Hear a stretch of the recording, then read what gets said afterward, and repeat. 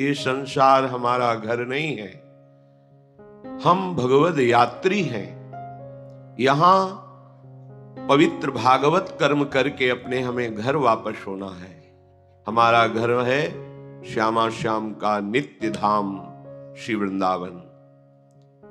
आए मिले परिवार आपने, हरि हसी कंठ लगायो, भाग बड़ो वृंदावन पायो। हम सब प्रभु श्री कृष्ण के अंश हैं। जब तक अंशी में नहीं हम पहुंचते, तब तक हमें शांति, सुख, विश्राम, आनंद ये नहीं प्राप्त होगा। और इसी की प्राप्ति के लिए ही हमारी सारी चेष्टा हो रही है कि हमें सुख मिले, शांति मिले, विश्राम मिले, आनंद मिले, हमें कभी दुख भोगना ना पड़े। वो केवल अपने अंशी आनंद समुद्र प्रभु के समीप पहुंचने पर ही मिलेगा। अन्यथा किसी भी लोक में, किसी भी वस्तु में, कहीं भी तुम्हें सुख, विश्राम, शांति, आनंद खोजने पर भी नहीं मिलेगा। बहुत जन्म हो गए खोजते खोजते, क्या अभी मिला? इसी प्रसंग में श्री भगवान वर्णन करते हैं कि ऊपर के जो लोक हैं वो भी उत्तम उत्तम पुण्यों के प्रभाव से प्राप्त होते हैं। पुण्य क्षीण होने पर फिर मृत्यु लोक में आना पड़ता है और प्रलय के समय इन लोकों का विनाश होता है, महाप्रलय के समय ब्रह्मा का भी। इसलिए ये सब टिकाऊ नहीं है। थोड़ा बड़ा लंबा स्वप्न है, पर हैं सब स्वाप्निक ही। आप ब्रह्म भुवनान लोकान पुनरावर्तिनो अर्जुन, श्री भगवान की वाणी है, परम सत्य है। कह रहे सब आने जाने वाले हैं, इसलिए हमारा लक्ष्य केवल प्रभु होना चाहिए। क्यों? आगे के श्लोक में भगवान वर्णन करते हैं, पुरुषः स परः पार्थ भक्त्या लभ्यस्त्वनन्यया, यस्यान्तः स्थानि भूतानि येन सर्वमिदं ततः।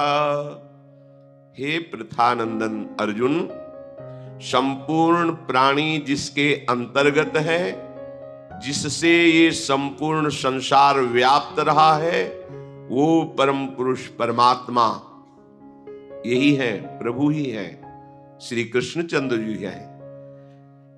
उस परमात्मा की प्राप्ति अनन्य भक्ति के द्वारा होती है।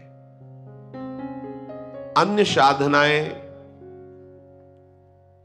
हठ योग, लय योग, कर्म योग, ज्ञान योग, ये सब उसी परम तत्व की आराधना करके उसमें लय हो जाते हैं। जैसे तरंग समुद्र में मिल गई, उसका अस्तित्व ही नहीं रह गया।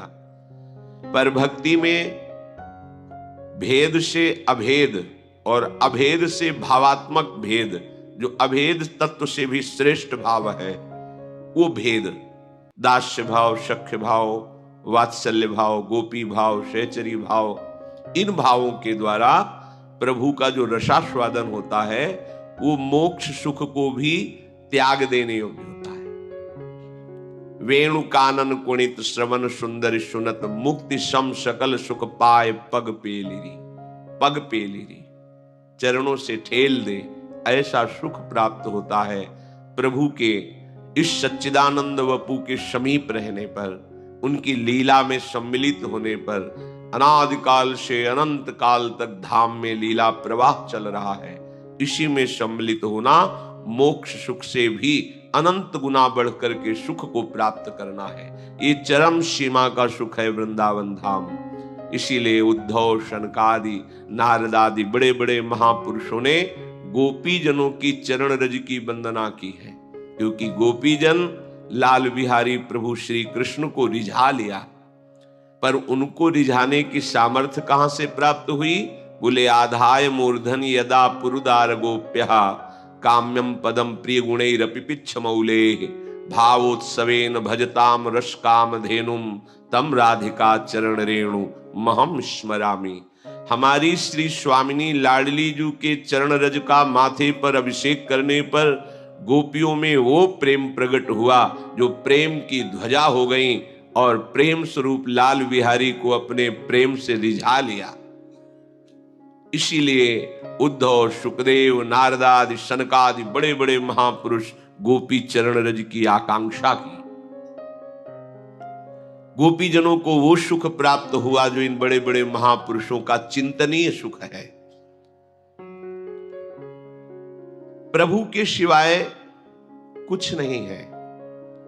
ये जो प्रभु ना देखकर और सब कुछ दिखाई देता है, इसी का नाम माया है।